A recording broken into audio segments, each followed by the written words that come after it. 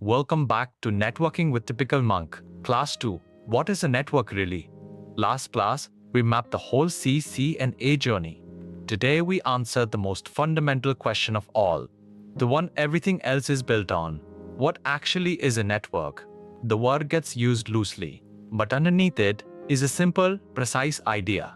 A set of devices joined by links so they can share data. That is it. Everything from the two phones sharing a file in your hand to the global internet spanning oceans is just that same idea, repeated at different scales and wired into different shapes. That is the quietly reassuring truth of networking. It is not 1,000 unrelated technologies, but one simple idea dressed in many forms, and once you truly see the idea, the whole field starts to feel familiar. And those shapes matter enormously. How you connect the devices decides whether your network is cheap or expensive, fragile or unbreakable, simple or fast. So today, we will build the whole picture. What a network is made of, how networks are sized from a single room to the entire planet, the two great models of how devices relate, the classic topology shapes and their trade-offs, and the architectures that real companies and data centers are built on. In Hindi and English together, one idea at a time. Here is today's map. 6 ideas that turn the vague word network into a clear picture you can draw yourself. First, what a network is truly made of: nodes, hosts, and links. Second, network sizes, from a personal PAN to a LAN to a citywide MAN to a global WAN. Third, the two models, client-server against peer-to-peer. Fourth, the classic topology shapes: bus, star, ring, and mesh. Fifth, the architectures that scale, the three-tier hierarchy and the spine-leaf data center. And sixth, where networks actually live, from a home office to the cloud. One idea at a time. Let us begin at the very beginning and build a network up from nothing. Take two devices, two computers, two phones, it does not matter, and join them with the connection so they can exchange data. That is already a network, the smallest one possible. Each device is called a node, and the connection between them is called a link. Keep those two words. They are the atoms of everything. Now add more devices, each joined in, and you have a real network. Several nodes connected by links, all able to reach one another. A node that a person actually uses, like a PC or a phone, we also call a host, but every device on the network, including the switches and routers in between, is a node. The distinction matters more than it first seems, in the exam and on the job. When someone says host, they mean an end device with an address, like your laptop, while node is the wider word that also covers the plumbing that moves the data along. Most of the vocabulary is simple and worth fixing firmly in your mind. A node is any device on the network. A host is a node someone uses, and a link is the connection that carries data between them. So the takeaway, a network is nothing more than nodes, joined by links in order to share data, and no matter how vast it grows, it never stops being exactly that. Hold on to that, because in later classes, when the diagrams grow crowded and the acronyms pile up, you can always come back to this. It is still just nodes, links, and the wish to share data. Networks come in wildly different sizes, and we have a neat set of names for them, based purely on how much ground they cover. The smallest is the PAN, the personal area network, which spans just a person or a desk. Think of your phone connected to your earbuds and your watch over Bluetooth. Tiny, but a real network. Next up is the LAN, the local area network, the one you meet most often. It covers a single location, like a home or an office floor, and it is fast, private, and usually owned by you. Almost everything in the CCNA happens inside or between LANs. When you set up Wi-Fi at home or plug your office computers into the same switch, you are building a LAN. It is the network you will spend the most time designing and troubleshooting in your career. Bigger still is the MAN, the Metropolitan Area Network, which stretches across a whole city, often linking a company's offices in the same town. And biggest of all is the WAN, the Wide Area Network, which spans countries and continents. So the takeaway, it is the same idea at 4 scales. PAN, LAN, MAN, and WAN. And the largest one of them all, the one connecting everything, is the internet itself. So the internet is not some separate magical thing. It is simply the largest one ever built. A network of networks stitched together across the whole planet. Beyond size, there is a deeper question. How do the devices on a network relate to each other? There are two great answers, and almost every system uses one of them. The first is client-server. Here, one powerful central machine, the server, hosts the data or the service, and many other machines, the clients, connect to it to ask for things.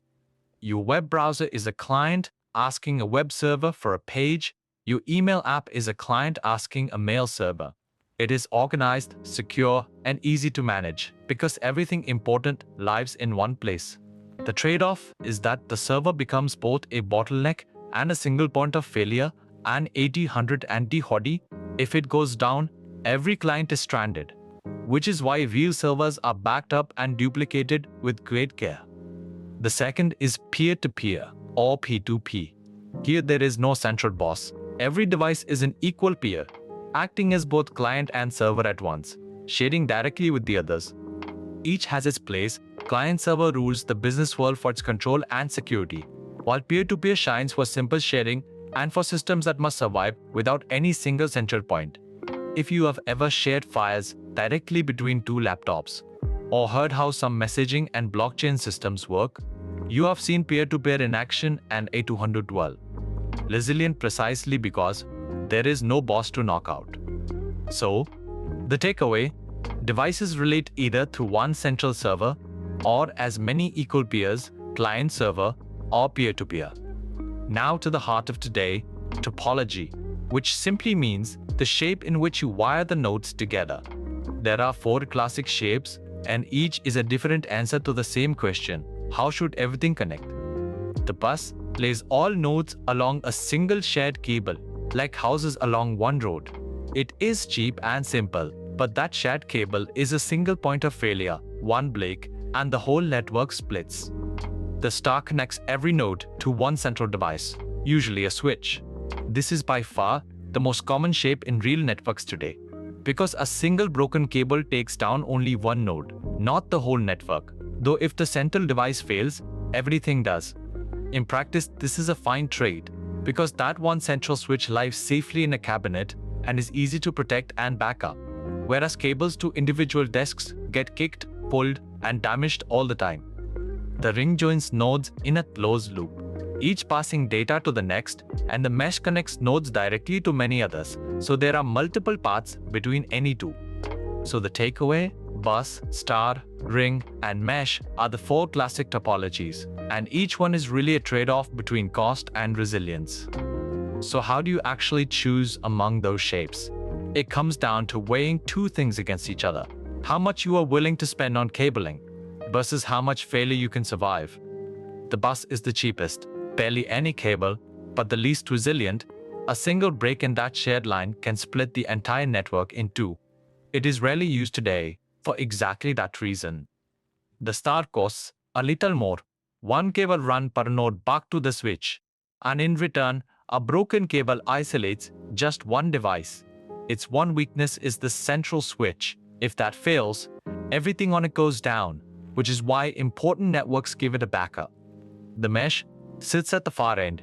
It uses the most cable by far and costs the most, but it can survive many breaks at once because there is always another path.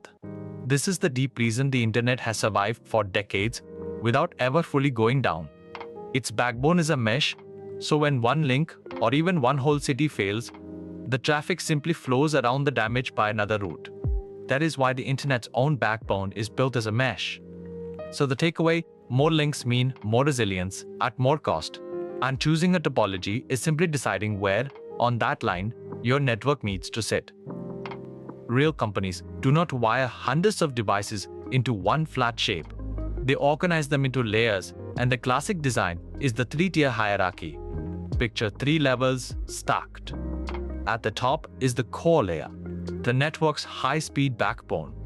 Its only job is to move huge amounts of traffic between different parts of the network as fast as possible. It does nothing clever. It just goes fast. In the middle is the distribution layer, the network's traffic police. This is where routing decisions and security policies are applied, deciding what traffic is allowed where and steering it toward the core. And at the bottom is the access layer, where the actual devices, the PCs, phones, and printers plug in. This is the layer a user physically touches. So the takeaway, the three-tier model, access, distribution, and core, lets a network grow to thousands of devices while staying organized because each layer has one clear job and traffic flows cleanly from access up through distribution to the core. This layered design also makes troubleshooting same. When something breaks, you know which layer to look at, and you can add or replace equipment in one layer without disturbing the others. The three-tier design is perfect for a campus of people, but a modern data center, full of servers talking constantly to each other, needs something different, and that is the spine leaf architecture. At the top sits a row of spine switches, the fast core of the data center. Below them sits a row of leaf switches, and every server in the data center connects to a leaf. So far, 2 layers. Now the clever part, every single leaf is connected to every single spine. Not some, all of them. Why does that matter? Because it means any server can reach any other server by crossing exactly the same short path, leaf to spine to leaf, always just one hop through the core. The distance is identical and predictable, no matter which 2 servers are talking, which is exactly what you need when thousands of servers chat at once. So the takeaway, spine leaf connects every leaf to every spine, giving fast, equal, predictable paths between all servers. The design behind virtually every modern data center and cloud. The reason it matters so much today is that modern applications are chatty and 800 too how. A single request to a website might trigger dozens of servers talking to each other and 800 too how, and spine leaf guarantees none of those conversations takes a slow, congested path. Finally, let us zoom out and see where all these networks actually live in the real world, because the same ideas appear at every scale. At the smallest end is the Soho network, the small office or home office, often just a single router giving Wi-Fi and internet to a handful of devices. You almost certainly have one at home. Larger is the campus or on-premises network, a whole building or site, wired in that 3-tier hierarchy, owned and run by the organization itself. And larger still is the data center, packed with servers and built on spine leaf. And then there is the cloud, where the network is run for you by a provider like Amazon Web Services, and you simply define it in software. The remarkable thing is that under the hood, the cloud uses these very same concepts, nodes, links, topologies, and hierarchies. So the takeaway, from a home router to a global cloud, it is one single craft. The scale changes, but the concepts you are learning now never do. Let us gather the whole class in one breath so it locks into memory. A network is nodes joined by links in order to share data, nothing more, at any scale. Those scales have names: PAN, LAN, MAN, and WAN, and the biggest one of all is the Internet. Devices relate in one of 2 models, client-server or peer-to-peer. The classic topology shapes are bus, star, ring, and mesh, each a trade-off between cost and resilience. Big networks are built in layers, the 3-tier hierarchy for a campus, and spine leaf for the data center. And the same concepts run everywhere, from a home Soho to the global cloud. Next class, the OZ and TCP/IP models, layer by layer, one idea at a time. Every network, one shape.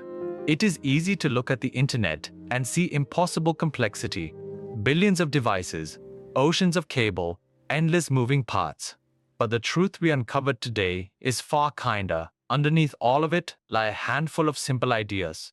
Nodes joined by links, a few sizes from a desk to the planet, 2 ways for devices to relate, 4 shapes to wire them, each trading cost for resilience, and a couple of layered architectures that let those shapes scale to thousands. Learn these once, truly, and you will never again look at a network diagram and feel lost. You will simply read it the way you read a sentence. Next class, we go one layer deeper into how devices actually communicate, the OZ and TCP/IP models. One idea at a time. Every network, one shape.